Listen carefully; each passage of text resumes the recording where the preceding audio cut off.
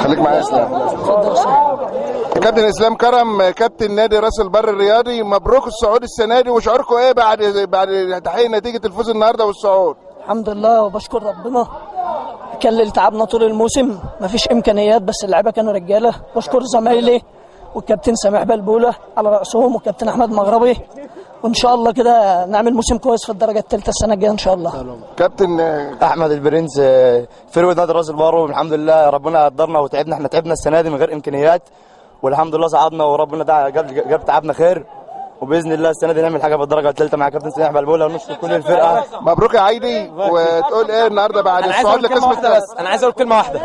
الفرقه اللي في المجموعه كلها، احنا تقريبا كنا 12 فرقه، الفرقه كلها بلا استثناء اخذت فلوس الا احنا، والحمد لله من غير فلوس ومن غير اي حاجه. احنا كنا بنلعب عشان خاطر الكابتن سميح وكابتن احمد المغربي، اقسم بالله ما خدنا ولا مليم، والحمد لله احنا الفرقه اللي صعدنا الحمد لله. مصطفى بلبوله، كابتن نادي راس البر، شعورك ايه بعد الفوز النهارده؟ الحمد لله مجهود سنتين كمان من السنه، الحمد لله بقى لنا سنتين بننافس الحمد لله.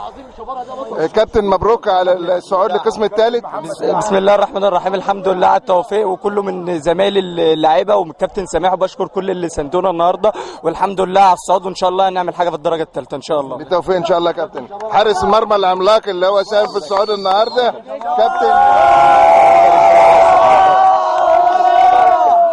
انا بشكر كل اللعيبه لان احنا تعبنا بجد، وبامانه الفرقه يعني بنتمرن جامد يا كابتن والله، والحمد لله ربنا وبنيدي الفوز ده كله لنادي راس البر، لان الناس دول يستحقوا، الناس دول تعبوا. احنا ما خدناش فلوس بس شرف لينا ان احنا نساعد راس البر ونادي، وبحب الفوز ده كله لنادي راس البر والكابتن احمد المغربي. شكرا يا كابتن.